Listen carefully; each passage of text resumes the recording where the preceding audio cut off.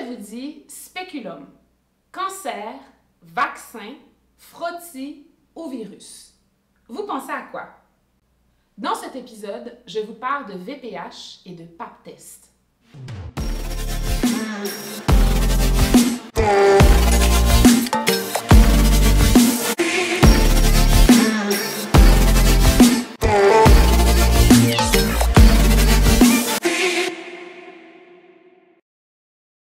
Avant toute chose, très brièvement, laissez-moi vous expliquer quelques concepts clés.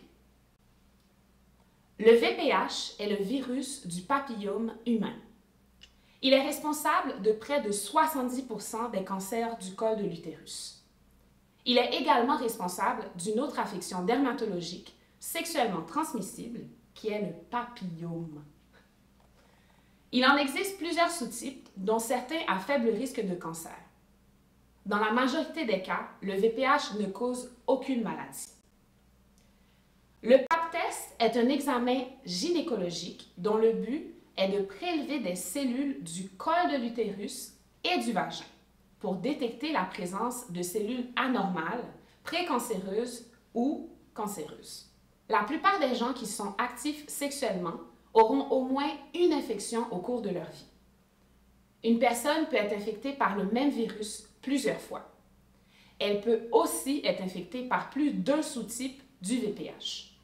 Dans la majorité des cas, le VPH ne cause pas de symptômes visibles, ce qui peut être très difficile à détecter.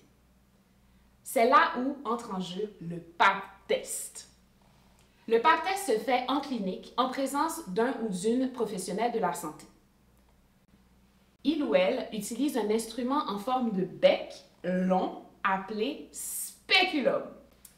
Il le rentre dans le vagin, utilise des petits bâtonnets et une petite brosse pour gratter à l'intérieur du vagin et du col de l'utérus pour prélever les cellules superficielles.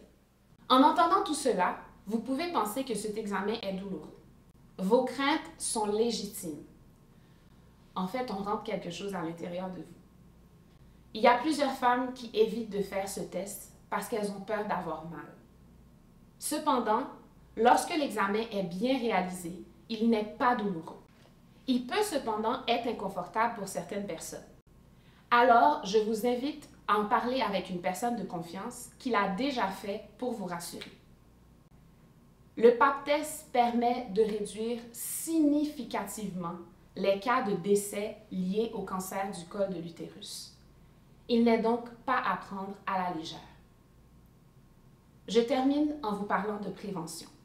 Mes parents me diraient « prévenir, c'est guérir ». La vaccination contre le VPH reste le meilleur moyen pour éviter de contracter le virus.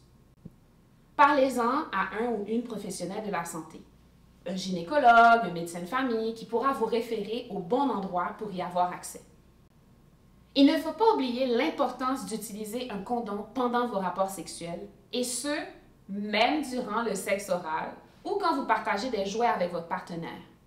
Une bonne utilisation du condom diminue le risque d'attraper le virus. Je vous laisse, comme toujours, avec mes 3 mots préférés. Amour, paix, joie!